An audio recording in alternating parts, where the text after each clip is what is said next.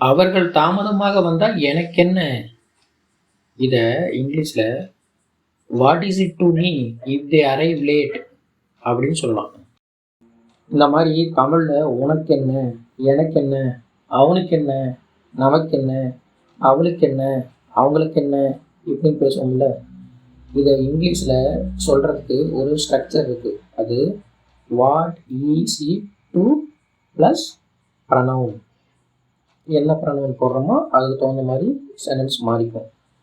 அதாவது what is it to plus me or him, your, you, them, me, her, him, இந்த மாதிரி sentence make பண்ணிக்கலாம். Example, நான் உண்மையை பேசினா உனக்கு என்ன.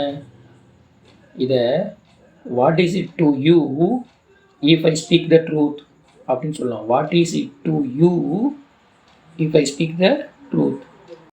நான் எப்படி உடை அணிந்தால் உனக்கு என்ன, நான் எப்படி ட்ரெஸ் பண்ணியிருந்தால் உனக்கு என்ன, அந்த மாதிரி கேட்குறது. What is it to you how I dress. What is it to you how I dress. அவர்கள் என்னை பார்த்து சிரித்தால் உனக்கு என்ன. அவங்க என்ன தானே பார்த்து சிரிக்கிறாங்க, உனக்கு என்ன அப்படின்னு சொல்லுவோம்ல. இதே இங்கிலீஷில் what is it to you if they laugh at me. What is it to you if they laugh at me அப்படின்னு சொல்லலாம். அவன் புது கார் வாங்கினா உனக்கு என்ன. இது எப்படி இங்கிலீஷில் கேட்கலான்னா what is it to you if he buy a new car. What is it to you if he buys a new car அப்படி சொல்லலாம்.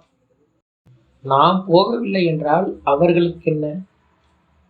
இது எப்படி இங்கிலீஷில் கேட்கலாம்னா what is it to them if we don't go.